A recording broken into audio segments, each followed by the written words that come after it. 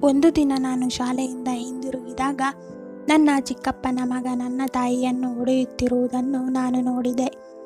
ಆಶ್ಚರ್ಯದ ಸಂಗತಿ ಎಂದರೆ ಅವನು ಹೋದಾಗ ನಿನ್ನ ಚಿಕ್ಕಪ್ಪನ ಮಗ ನನಗೆ ಹೊಡೆದ ವಿಷಯ ಎಂದು ನನ್ನ ತಂದೆಗೆ ಹೇಳುವುದಿಲ್ಲ ಎಂದು ನನ್ನ ತಾಯಿ ನನ್ನ ಹತ್ರ ಪ್ರಮಾಣ ಮಾಡಿಸಿದ್ದರು.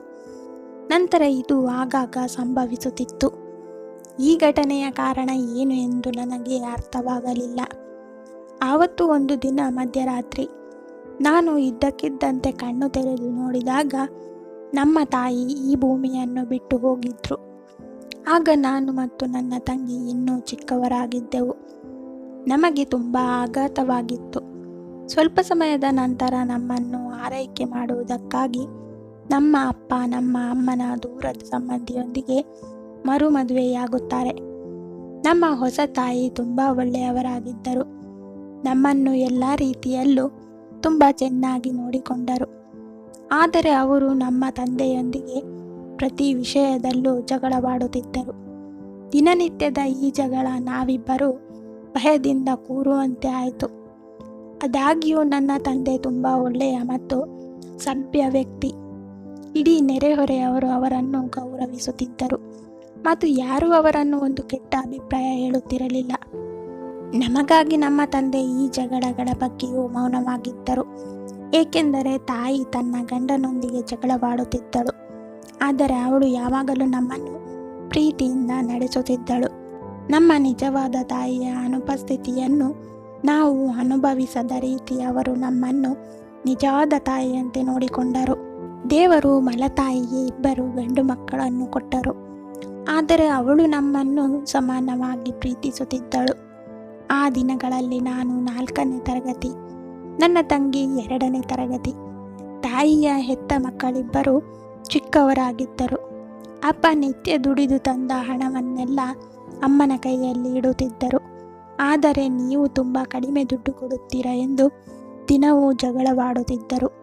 ನೀವು ಕಡಿಮೆ ಸಂಪಾದಿಸುವುದರಿಂದ ನಾವು ಮನೆಯ ಖರ್ಚುಗಳನ್ನು ಸರಿಯಾಗಿ ನಿರ್ವಹಿಸಲು ಸಾಧ್ಯವಾಗುತ್ತಿಲ್ಲ. ನನ್ನ ತಂದೆ ಖಂಡಿತವಾಗಿಯೂ ಬಡವರಾಗಿದ್ದರು, ಆದರೆ ಅವರು ನಮ್ಮನ್ನು ತುಂಬ ಪ್ರೀತಿಸುತ್ತಿದ್ದರು. ಅವರು ಯಾವತ್ತೂ ಬರಿಗೈಯಲ್ಲಿ ಮನೆಗೆ ಬರಲೇ ಇಲ್ಲ. ಅವರು ಸಂಜೆ ಮನೆಗೆ ಹಿಂದಿರುಗಿದಾಗಲೆಲ್ಲ ಅವರ ಕೈಯಲ್ಲಿ ನಮಗೆ ತಿಂಡಿ ಮತ್ತು ಪಾನೀಯಗಳು ಇರುತ್ತಿದ್ದವು. ಜೇಬಿನಲ್ಲಿ ಹಣವಿಲ್ಲದಿದ್ದರೆ ಯಾರಲ್ಲೋ ಸಾಲ ಮಾಡಿ ನಮಗೆ ಏನಾದರೂ ತರುತ್ತಿದ್ದರು. ಅವರು ಮನೆಗೆ ಬರುತ್ತಿದ್ದಂತೆ ನಾವು ಕುಣಿದು ಕುಪ್ಪಳಿಸುತ್ತಿದ್ದೆವು. ಸ್ವಲ್ಪ ಸಮಯದ ನಂತರ ನಮ್ಮ ಚಿಕ್ಕಮ್ಮ ಕೂಡ ತೀರಿಕೊಂಡರು. ನಮ್ಮ ಚಿಕ್ಕಪ್ಪನ ಒಬ್ಬ ಮಗ ವಿದೇಶದಲ್ಲಿ ನೆಲೆಸಿದ್ದ. ಇದರಿಂದ ಚಿಕ್ಕಪ್ಪನಿಗೆ ಅಡುಗೆ ಮಾಡಿಕೊಡಲು ಯಾರೂ ಇರಲಿಲ್ಲ. ಆದ್ದರಿಂದ ತಂದೆ ತನ್ನ ತಮ್ಮ ಮನೆಯಲ್ಲಿ ಒಬ್ಬಂಟಿಯಾಗಿರಬಾರದು ಎಂದು ಹಳ್ಳಿಯಿಂದ ಅವರನ್ನು ನಮ್ಮ ಮನೆಗೆ ಕರೆತಂದರು. ಅವರ ಒಬ್ಬನೇ ಮಗ ಅಕ್ರಮವಾಗಿ ಹಣ ಸಂಪಾದಿಸಲು ವಿದೇಶಕ್ಕೆ ಹೋಗಿದ್ದನು, ಆದರೆ ಅಲ್ಲಿ ಸಿಕ್ಕಿಬಿದ್ದು ಜೈಲು ಸೇರಿದ್ದನು.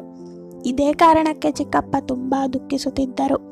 ಅವರು ಮೊದಲಿನಿಂದಲೂ ನಮ್ಮನ್ನು ತುಂಬ ಪ್ರೀತಿಸುತ್ತಿದ್ದರು. ಆದ್ದರಿಂದ ಅವರು ನಮ್ಮ ಮನೆಗೆ ಬಂದಿದ್ದರಿಂದ ನಮಗೆ ತುಂಬ ಸಂತೋಷವಾಯಿತು. ಆದರೆ ನಮ್ಮ ಮಲತಾಯಿಯವರ ಆಗಮನದಿಂದ ಏಕೆ ಸಂತೋಷ ಪಡಲಿಲ್ಲ ಎಂದು ನನಗೆ ತಿಳಿದಿರಲಿಲ್ಲ. ಆದರೆ ತಂದೆಯ ಬಳಿ ಏನೂ ಹೇಳಲು ಸಾಧ್ಯವಾಗದೆ ಸುಮ್ಮನಾದರು. ಚಿಕ್ಕಪ್ಪನ ಆಗಮನದ ಕೇವಲ 1 ವರ್ಷದ ನಂತರ ಅವರ ಮಗ ಅಜಯ್ ಕೂಡ ಅದೇನೋ ಮಾಡಿ ವಾಪಸ್ ಹಿಂದಿರುಗಿದನು. ಈಗ ಅವನು ನಮ್ಮ ಜೊತೆ ಇರತೊಡಗಿದ. ಅಜಯ್ ಅಣ್ಣ ಬಂದು ಕೂಲಿ ಕೆಲಸ ಶುರು ಮಾಡಿದ್ದ. ಒಮ್ಮೊಮ್ಮೆ ಕೆಲಸ ಸಿಕ್ಕರೆ ಕೆಲವೊಮ್ಮೆ ಸಿಗದೆ ತಲೆ ಮೇಲೆ ಕೈ ಹೊತ್ತು ಕೂರುತ್ತಿದ್ದರು. ಒಂದು ದಿನ ನಾನು ನನ್ನ ತಂಗಿಯೊಂದಿಗೆ ಮಾತನಾಡುತ್ತಾ ಶಾಲೆಯಿಂದ ಮನೆಗೆ ಬಂದಾಗ ಅಜಯ್ ಅಣ್ಣ ನನ್ನ ತಾಯಿಯನ್ನು ಹೊಡೆಯುತ್ತಿರುವುದನ್ನು ನಾನು ನೋಡಿದೆ. ಅಮ್ಮ ಜೋರಾಗಿ ಅಳುತ್ತಿದ್ದರು. ಈ ದೃಶ್ಯ ನೋಡಿ ನಮಗೆ ಸಹಿಸಲಾಗಲಿಲ್ಲ. ನಾವಿಬ್ಬರು ಅಕ್ಕ ತಂಗಿ ನಮ್ಮ ತಾಯಿಯನ್ನು ನೋಡಿ ಅಳಲು ಪ್ರಾರಂಭಿಸಿದೆವು. ನಮ್ಮ ತಂದೆ ನಮ್ಮ ತಾಯಿಯನ್ನು ಎಂದಿಗೂ ಹೊಡೆದಿರಲಿಲ್ಲ. ಅವರು ಅಮ್ಮನನ್ನು ಗದರಿಸಲಿಲ್ಲ. ಆದ್ದರಿಂದ ಅಜಯ್ ಅಣ್ಣ ನಮ್ಮ ತಾಯಿಯನ್ನು ಈ ರೀತಿ ಹೊಡೆಯುವುದು ನಮಗೆ ಅಸಾಮಾನ್ಯ ಘಟನೆಯಾಗಿತ್ತು. ನಾವು ಇಬ್ಬರು ಬೊಬ್ಬೆ ಹೊಡೆಯೋಕೆ ಶುರು ಮಾಡಿದ್ದೆವು. ಇದರಿಂದ ಅಜಯ್ ಅಣ್ಣ ಮನೆಯಿಂದ ಹೊರಟು ಹೋದರು. ಆದರೆ ನಮ್ಮ ತಾಯಿ ಚಿಕ್ಕಪ್ಪನ ಮುಂದೆ ಕೈ ಜೋಡಿಸಿದರು. ಅಣ್ಣ, ದೇವರ ನೆನೆದು ನನ್ನ ಪ್ರಾಣ ನಿನ್ನ ಕೈಯಲ್ಲಿದೆ. ಕಮಲೇಶನಿಗೆ ಏನೂ ಹೇಳಬೇಡ, ಇಲ್ಲದಿದ್ದರೆ ನನ್ನ ಮಕ್ಕಳು ನಿರಾಶ್ರಿತರಾಗುತ್ತಾರೆ, ನನ್ನಿಂದ ದೂರ ಹೋಗುತ್ತಾರೆ ಎಂದು ಅಮ್ಮ ಬೇಡಿಕೊಳ್ಳಲಾರಂಭಿಸಿದಳು. ಚಿಕ್ಕಪ್ಪನು ತುಂಬ ಕೋಪಗೊಂಡಿದ್ದನ್ನು ನಾವು ನೋಡಿದ್ದೆವು. ಈ ಬಾರಿ ಕ್ಷಮಿಸುತ್ತೇನೆ, ಆದರೆ ಮುಂದೆ ಯಾವತ್ತೂ ಈ ರೀತಿ ಮಾಡಬಾರದು ಎಂದರು. ಆದರೆ ಅಜಯ್ನನ್ನು ನಿಭಾಯಿಸಲು ಆಗುತ್ತಿಲ್ಲ. ಅವನದ್ದು ಬಿಸಿ ರಕ್ತ. ಅವನು ಏನು ಮಾಡುತ್ತಾನೆ ಎಂದು ಹೇಳೋಕೆ ಸಾಧ್ಯವಿಲ್ಲ. ಮುಂದೆ ಯಾವುದೇ ತಪ್ಪು ಆಗಬಾರದು ಎಂದು ಚಿಕ್ಕಪ್ಪ ಹೇಳಿದರು. ಚಿಕ್ಕಪ್ಪ ಮತ್ತು ಅಮ್ಮನ ಈ ಮಾತುಗಳು ನಮ್ಮ ತಿಳುವಳಿಕೆಯನ್ನು ಮೀರಿವೆ. ನನ್ನ ಮನಸ್ಸಿನಲ್ಲಿ ಅಮ್ಮ ಆಗಾಗ ಆಹಾರಕ್ಕೆ ಉಪ್ಪನ್ನು ಜಾಸ್ತಿ ಸೇರಿಸುತ್ತಿದ್ದರು. ಆದರೆ ಚಿಕ್ಕಪ್ಪನಿಗೆ ರಕ್ತದೊತ್ತಡದ ಸಮಸ್ಯೆ ಇತ್ತು. ಈ ಕಾರಣದಿಂದಾಗಿ ಚಿಕ್ಕಪ್ಪ ಮತ್ತು ಅಜಯ್ ಅಣ್ಣ ಅಮ್ಮನಿಗೆ ಆಹಾರದಲ್ಲಿ ಉಪ್ಪು ಮತ್ತು ಮೆಣಸಿನಕಾಯಿಯನ್ನು ತುಂಬ ಕಡಿಮೆ ಮಾಡಲು ಹೇಳುತ್ತಿದ್ದರು. ಬೇಕಿದ್ರೆ ನಾವೇ ಅದನ್ನು ನಂತರ ಸೇವಿಸುತ್ತೇವೆ ಎಂದು ಹೇಳಿದರು. ಅದು ಒಂದು ಮಾತ್ರ ಅರ್ಥವಾಗಿತ್ತು. ಇವತ್ತು ಕೂಡ ಅಮ್ಮ ಊಟದಲ್ಲಿ ಉಪ್ಪನ್ನು ಜಾಸ್ತಿ ಮಾಡಿರಬೇಕು. ಬಹುಶಃ ಅದಕ್ಕೆ ಅಜಯ್ ಅಣ್ಣನಿಗೆ ಸಿಟ್ಟು ಬಂದಿದ್ದು ಚಿಕ್ಕಪ್ಪ ಅಮ್ಮನಿಗೆ ಇನ್ಮುಂದೆ ಹುಷಾರಾಗಿ ಅಡುಗೆ ಮಾಡು ಎಂದು ಕೇಳುತ್ತಿರಬೇಕು ಎಂದು ಅಂದ್ಕೊಂಡಿದ್ದೆ. ನಾವು ಅಳುವುದನ್ನು ನೋಡಿದ ಅಮ್ಮ, ನಾನು ದೊಡ್ಡವಳಾಗಿದ್ದರಿಂದ ನನ್ನನ್ನು ಮಕ್ಕಳನ್ನು ಪ್ರೀತಿಯಿಂದ ಬಾಯಿ ಮುಚ್ಚಿಸಿದರು. ರಾಶಿ, ನನ್ನ ಮಗು, ಅಜಯ್ ಅಣ್ಣ ನನಗೆ ಹೊಡೆದಿದ್ದಾನೆಂದು ನಿಮ್ಮ ತಂದೆಗೆ ಹೇಳಬೇಡ, ಇಲ್ಲದಿದ್ದರೆ ಅವರು ಕೋಪಗೊಂಡು ಜಗಳವಾಡುತ್ತಾರೆ. ನಂತರ ಪೊಲೀಸ್ ಬಂದು ನಿಮ್ಮ ಅಪ್ಪನನ್ನು ಹಿಡಿದು ಠಾಣೆಗೆ ಎಳೆದುಕೊಂಡು ಹೋಗುತ್ತಾರೆ ಎಂದು ಹೇಳಿದಾಗ ನಾನು ಹೆದರಿಬಿಟ್ಟಿದ್ದೆ. ನಾನು ಓಕೆ ಅಮ್ಮ ಅಂದೆ. ಮೊದಲು ಅಜಯ್ ಅಣ್ಣ ಅಮ್ಮನಿಗೆ ಹೊಡೆದಿದ್ದಾನೆ ಎಂದು ಅಪ್ಪನಿಗೆ ಹೇಳಬೇಕು ಎಂದುಕೊಂಡಿದ್ದೆ. ಆದರೆ ಅಮ್ಮ ಪೊಲೀಸರ ಬಗ್ಗೆ ಹೇಳಿದಾಗ ನನಗೆ ಭಯವಾಗಿತ್ತು. ಏಕೆಂದರೆ ಒಮ್ಮೆ ನಮ್ಮ ಏರಿಯಾದಲ್ಲಿ ಒಬ್ಬ ವ್ಯಕ್ತಿಯನ್ನು ಪೊಲೀಸರು ಬಂಧಿಸಿ ಕರೆದುಕೊಂಡು ಹೋಗುವುದನ್ನು ಕಂಡು ನಾನು ಭಯಪಟ್ಟಿದ್ದೆ. ಆದ್ದರಿಂದ ನಾನು ಅಪ್ಪನಿಗೆ ಏನನ್ನು ಹೇಳುವುದಿಲ್ಲ, ಆದರೆ ರುಚಿಗೂ ಹೇಳಿ ಬಿಡಿ ಎಂದು ಸಲಹೆ ನೀಡಿದ್ದೆ. ಅಮ್ಮ ಹಣ ಕೊಟ್ಟು ತಿನ್ನಲು ಬಿಸ್ಕೆಟ್ ಕೂಡ ಕೊಟ್ಟು ನಮ್ಮನ್ನು ಸೈಲೆಂಟ್ ಮಾಡಿದ್ದರು. ಅಜಯ್ ಅಣ್ಣನಿಗೆ ಕೆಲಸ ಸಿಕ್ಕಿ ಕೆಲವು ದಿನಗಳು ಕಳೆದವು. ರಾತ್ರಿ ಕಾವಲುಗಾರನಾಗಿ ಕಂಪನಿಯೊಂದಕ್ಕೆ ಸೇರಿಕೊಂಡ. ಅಲ್ಲಿ ಸಂಬಳ ಚೆನ್ನಾಗಿತ್ತು. 2 ತಿಂಗಳ ನಂತರ ಅಜಯ್ ಅಣ್ಣ ನಮ್ಮ ಅಪ್ಪನನ್ನು ಅಲ್ಲಿಗೆ ಕಾವಲು ಕಾಯುವ ಕೆಲಸಕ್ಕೆ ಸೇರಿಸಿದ್ದ. ಈಗ ತಂದೆ ಮತ್ತು ಅಜಯ್ ಅಣ್ಣ ಸಂಜೆ ಕಾವಲುಗಾರರಾಗಿ ಹೋಗುತ್ತಿದ್ದರು. ನಾವು ಮತ್ತು ಚಿಕ್ಕಪ್ಪ ಮಾತ್ರ ಮನೆಯಲ್ಲಿ ಇರುತ್ತಿದ್ವಿ. ಅದೊಂದು ದಿನ ಅಮ್ಮ ರಾಶಿ ಹತ್ರ ಹೇಳಿದರು, ನೀನು ನಿನ್ನ ತಂಗಿ ಇಬ್ಬರು ತಮ್ಮಂದಿರನ್ನ ಅಜ್ಜನ ಮನೆಗೆ ಕರೆದುಕೊಂಡು ಹೋಗಿ. ಇವತ್ತು ಮನೆಯಲ್ಲಿ ಹಿಟ್ಟು ಇಲ್ಲ. ಸಂಜೆ ತನಕ ನೀವೆಲ್ಲ ಅಲ್ಲೇ ಇರಿ. ನಿಮ್ಮ ಚಿಕ್ಕಪ್ಪನು ಊರಿಗೆ ಹೋಗಿದ್ದಾರೆ. ಹಾಗಾಗಿ ನೀವೆಲ್ಲ ಅಲ್ಲೇ ಊಟ ಮಾಡಿ ಸಂಜೆ ಅಜ್ಜನಲ್ಲಿ ಸ್ವಲ್ಪ ಹಣ ತಗೊಂಡು ವಾಪಸ್ ಬನ್ನಿ. ನಿನ್ನೆ ರಾತ್ರಿಯಿಂದ ನಿಮ್ಮ ಅಪ್ಪ ಮನೆಗೆ ಬಂದಿಲ್ಲ.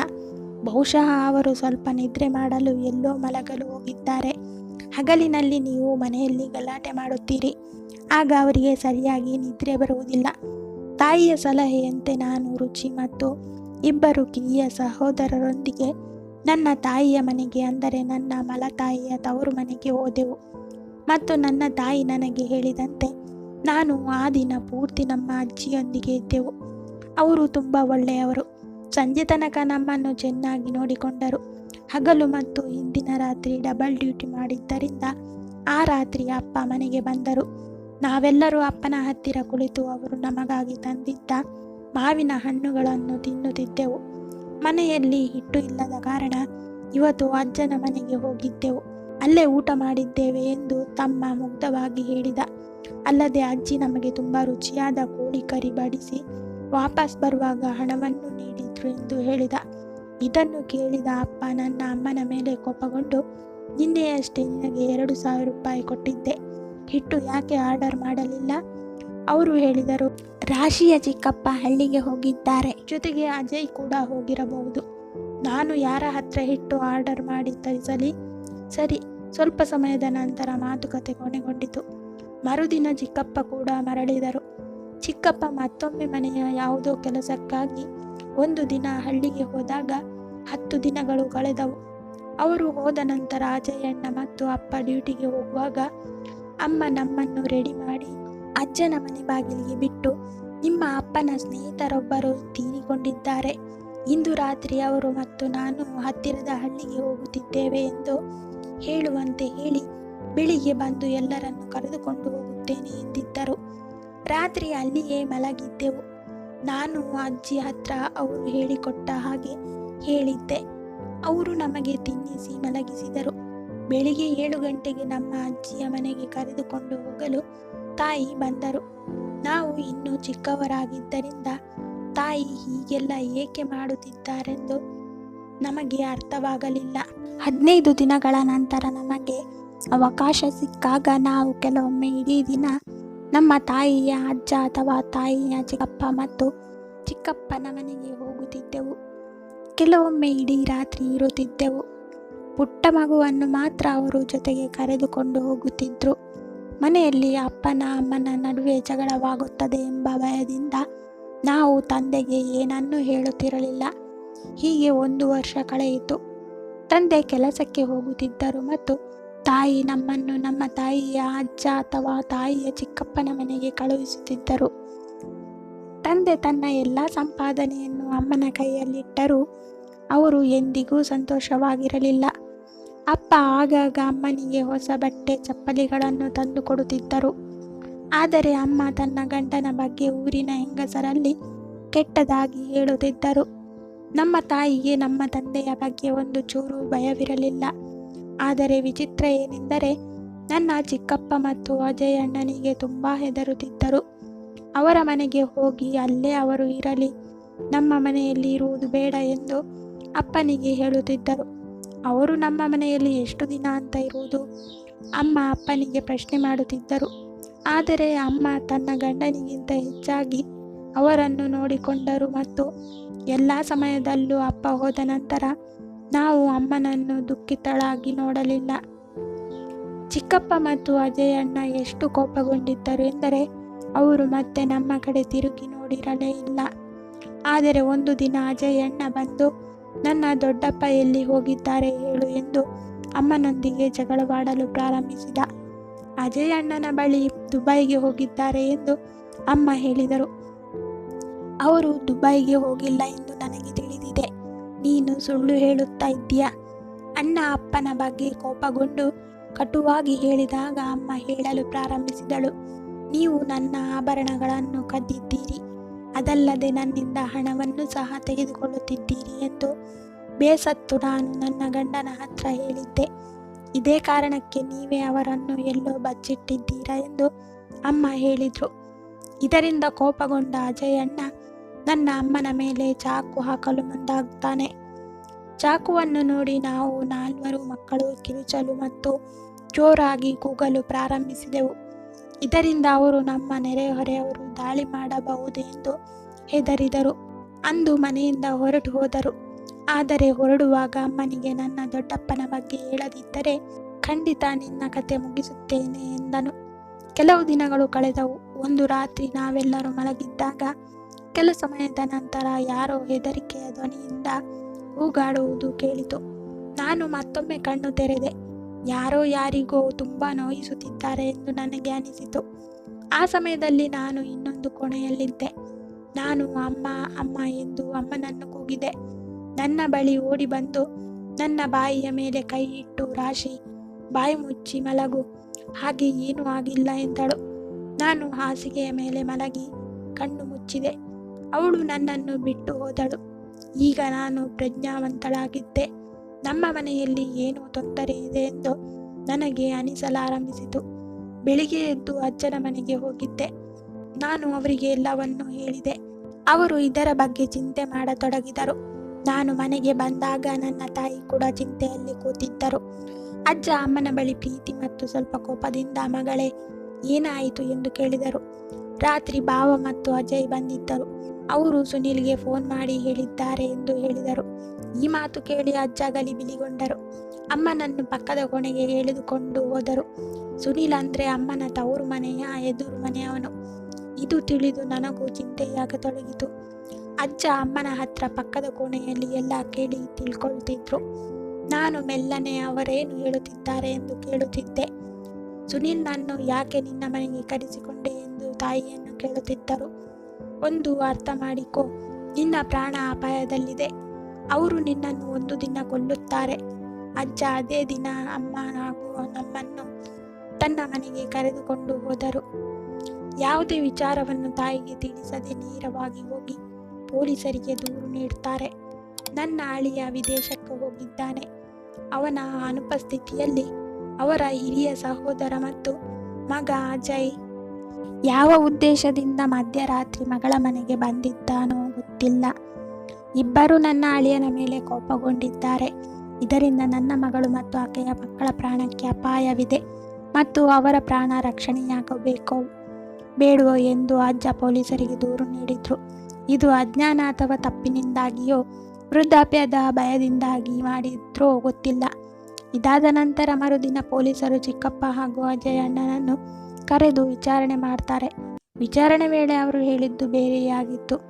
ಅಲ್ಕಾ ಅಂದರೆ ನಮ್ಮ ಅಮ್ಮ, ಸುನೀಲ್ ಅಕ್ಕಪಕ್ಕದ ಮನೆಯವರು. ಮದುವೆಗೆ ಮುಂಚೆ ಅವರಿಬ್ಬರ ನಡುವೆ ಸಂಬಂಧವಿತ್ತು. ಇಬ್ಬರು ಒಬ್ಬರನ್ನೊಬ್ಬರು ಇಷ್ಟಪಟ್ಟಿದ್ದರು ಮತ್ತು ಬಹುಶಃ ಮದುವೆಯಾಗಲು ಬಯಸಿದ್ದರು. ಆದರೆ ಹಿರಿಯರು ಮದುವೆಗೆ ಅವಕಾಶ ನೀಡಲಿಲ್ಲ. ನಂತರ ಅಲ್ಕಾ ಕಮಲೇಶ್ ಅವರನ್ನು ವಿವಾಹವಾದರು. ಮದುವೆಯಾದ ನಂತರವೂ ಅಲ್ಕಾ ಸುನೀಲ್ ಅವರನ್ನು ಭೇಟಿಯಾಗುತ್ತಿದ್ದರು. ಈ ವಿಷಯ ತಿಳಿದ ಅಜಯ್ ತನ್ನ ಚಿಕ್ಕಮ್ಮನೊಂದಿಗೆ ಜಗಳವಾಡಿದ್ದನು. ಅವಳಿಗೆ ಹೊಡೆದು ಅವಳನ್ನು ದೂರವಿರಿ ಎಂದು ಹೇಳಿದ್ದನು. ಆದರೆ ಅಮ್ಮ ಅಕ್ರಮ ಸಂಬಂಧ ನಿಲ್ಲಿಸದೆ ತನ್ನ ಪತಿ ಕಮಲೇಶ್ಗೆ ಮೋಸ ಮಾಡುತ್ತಿದ್ದು, ಈ ವಿಷಯ ತಿಳಿದ್ರೆ ಜೀವನ ಹಾಳಾಗುತ್ತೆ ಎಂದು ನಮ್ಮ ಮುಂದೆ ಮನವಿ ಮಾಡುತ್ತಿದ್ದು, ಪತಿ ಮನೆಯಲ್ಲಿಲ್ಲದ ವೇಳೆ ಪ್ರಿಯಕರನನ್ನು ಭೇಟಿಯಾಗಲು ಕಮಲೇಶನ ಬಳಿ ನಮ್ಮಿಬ್ಬರನ್ನು ಮನೆಯಿಂದ ಹೊರಹಾಕುವಂತೆ ಕೇಳಿಕೊಂಡಿದ್ದಾಳೆ. ಆ ದಿನಗಳಲ್ಲಿ ಕಮಲೇಶ್ ಕೂಡ ನಾಪತ್ತೆಯಾಗಿದ್ದರು. ಈ ಹೆಂಗಸು ಏನು ಮಾಡಿದಳೋ ದೇವರೇ ಬಲ್ಲ. ಒಂದು ದಿನ ಡ್ಯೂಟಿ ಮುಗಿಸಿ ಬೇಗ ಮನೆಗೆ ಹೋದವನು ಮತ್ತೆ ಕಾಣಲಿಲ್ಲ. ಇದನ್ನು ಅಲ್ಕಾ ಬಳಿ ವಿಚಾರಿಸಿದಾಗ ನನ್ನ ಪತಿ ದುಬೈಗೆ ಹೋಗಿದ್ದಾರೆ ಎಂದು ಮಾತ್ರ ಹೇಳಿದ್ದಾಳೆ. ಕಮಲೇಶ್ ಕಣ್ಮರೆಯಾದ ನಂತರ ಒಂದು ರಾತ್ರಿ ತಂದೆ ಮತ್ತು ಮಗ ಇಬ್ಬರು ಮಧ್ಯರಾತ್ರಿ ಕಮಲೇಶ್ ಅವರ ಮನೆಯ ಗೋಡೆಯನ್ನು ಹಾರಿ ಅಲ್ಲಿ ಅಲ್ಕಾ ಜೊತೆ ಸುನೀಲ್ ಅವರನ್ನು ಕಂಡು ಕೋಪಗೊಂಡು ಸುನೀಲನ್ನು ಕೊಂದಿದ್ದೇವೆ ಎಂದು ಚಿಕ್ಕಪ್ಪ ಮತ್ತು ಅಜಯ್ ಅಣ್ಣ ಹೇಳಿದರು. ಅವರು ಅವನ ಕತ್ತು ಹಿಸುಕಿ ಕೊಂದರು ಮತ್ತು ಸುನೀಲ್ ದೇಹವನ್ನು ಅಂಗಳದಲ್ಲಿಯೇ ಹೂಳಿದರು. ನಾವು ನಮ್ಮ ಅಪರಾಧವನ್ನು ಒಪ್ಪಿಕೊಳ್ಳುತ್ತೇವೆ. ಈಗ ಈ ಮಹಿಳೆಗೆ ಅವಳ ಪತಿಯಲ್ಲಿದ್ದಾನೆ ಎಂದು ಕೇಳಿ ಎಂದು ಮನವಿ ಮಾಡಿದ್ದರು. ಪೊಲೀಸರು ಅಜ್ಜನ ಮನೆಗೆ ಬಂದು ನನ್ನ ತಾಯಿಯನ್ನು ಬಂಧಿಸಿ ವಿಚಾರಣೆಗೆ ಕರೆದೊಯ್ದರು. ಆಗ ನನ್ನ ತಾಯಿ ಸುನೀಲ್ ಜೊತೆ ಸೇರಿ ಒಂದು ರಾತ್ರಿ ತಂದೆಯನ್ನು ಕತ್ತು ಹಿಸುಕಿ ಕೊಲೆ ಮಾಡಿ ಅಂಗಳದಲ್ಲಿ ಗುಂಡಿ ತೋಡಿ ಶವವನ್ನು ಹೂತು ಹಾಕಿದ್ದು, ನಂತರ ಕಮಲೇಶ್ ದುಬೈಗೆ ಹಣ ಸಂಪಾದಿಸಲು ಹೋಗಿದ್ದಾನೆ ಎಂಬ ಸುದ್ದಿ ಹಬ್ಬಿಸಿರುವುದು ಬೆಳಕಿಗೆ ಬರುತ್ತೆ. ಚಿಕ್ಕಪ್ಪ ಮತ್ತು ಅಜಯ್ ಅಣ್ಣ ಅವರ ದೊಡ್ಡಪ್ಪನಿಗೆ ಏನಾದರೂ ಸಂಭವಿಸಿದೆ ಎಂದು ಅನುಮಾನಿಸಿದರು. ಅದಕ್ಕಾಗಿ ಅವರು ಒಂದು ರಾತ್ರಿ ನಮ್ಮ ಮನೆಗೆ ಬಂದು ಸುನೀಲನ್ನು ಅಲ್ಲಿ ನೋಡಿದರು ಮತ್ತು ಅವರು ಸುನೀಲ್ಗೆ ಅದೇ ಗತಿ ಕಾಣಿಸಿದ್ದರು. ಪೊಲೀಸರು ಅಂಗಳವನ್ನು ಅಗೆದಾಗ ಇಬ್ಬರ ಅವಶೇಷಗಳು ಪತ್ತೆಯಾಗಿವೆ. ಪ್ರಕರಣ ದಾಖಲಾಗಿತ್ತು. ಮಗಳನ್ನು ಉಳಿಸುವ ಯತ್ನದಲ್ಲಿ ಅಜ್ಜ ಅತ್ಯಂತ ದುಬಾರಿ ವಕೀಲರನ್ನು ನೇಮಿಸಿ ತನ್ನ ಮನೆಯನ್ನು ಮಾರಿ ಸಾಕಷ್ಟು ಹಣ ಖರ್ಚು ಮಾಡಿದರೂ ಮಗಳನ್ನು ಉಳಿಸಿಕೊಳ್ಳಲಾಗಲಿಲ್ಲ. ನಮ್ಮ ಮಲತಾಯಿಗೆ ಜೀವಾವಧಿ ಶಿಕ್ಷೆ ವಿಧಿಸಲಾಯಿತು. ಚಿಕ್ಕಪ್ಪ ಮತ್ತು ಅವರ ಮಗನಿಗೂ 7 ವರ್ಷಗಳ ಶಿಕ್ಷೆ ವಿಧಿಸಲಾಯಿತು. ಈ ರೀತಿಯಾಗಿ ಬಹಳ ದಿನಗಳಿಂದ ನನ್ನೊಳಗೆ ಉಸಿರುಗಟ್ಟುವಿಕೆ ಮತ್ತು ಭಯ ಉತ್ಪಾದನೆಗೆ ಕಾರಣವಾಗಿದ್ದ ರಹಸ್ಯವು ಅಂತ್ಯ ಭಯಾನಕ ರೂಪದಲ್ಲಿ ಬಹಿರಂಗವಾಯಿತು. ಇದು ನನ್ನ ಮನಸ್ಸನ್ನು ಘಾಸಿಗೊಳಿಸಿತು. ಇದು ನಾನು ಎಂದಿಗೂ ಮರೆಯಲಾಗದ ದುಃಖವಾಗಿತ್ತು. ಇದಾದ ನಂತರ ನಮ್ಮ ಬದುಕಿನ ಹಗಲು ರಾತ್ರಿಗಳು ಹೇಗೆ ಕಳೆದವು, ದೊಡ್ಡವರಾಗುವವರೆಗೂ ಏನಾಯಿತು ಎಂಬುದು ಬೇರೆಯದೇ ದುಃಖದ ಕತೆ. ಪೋಷಕರಿಲ್ಲದ ಮಕ್ಕಳಿಗೆ ಏನಾಗುತ್ತದೆ ಎಂಬುದು ಎಲ್ಲರಿಗೂ ತಿಳಿದಿದೆ. ಇದು ನನ್ನ ಜೀವನದಲ್ಲಿ ನಡೆದ ಇಂತಹ ಘಟನೆಯನ್ನು ನಾನು ಸಾಯುವವರೆಗೂ ಮರೆಯಲು ಸಾಧ್ಯವಿಲ್ಲ. ಧನ್ಯವಾದ. ಕತೆ ಇಷ್ಟ ಆಗಿದ್ದರೆ ಲೈಕ್ ಮಾಡಿ, ಶೇರ್ ಮಾಡಿ. ನೀವು ನಮ್ಮ ಚಾನಲ್ಗೆ ಹೊಸಬರಾಗಿದ್ದರೆ ದಯವಿಟ್ಟು ಸಬ್ಸ್ಕ್ರೈಬ್ ಮಾಡಿಕೊಳ್ಳಿ. ಧನ್ಯವಾದ.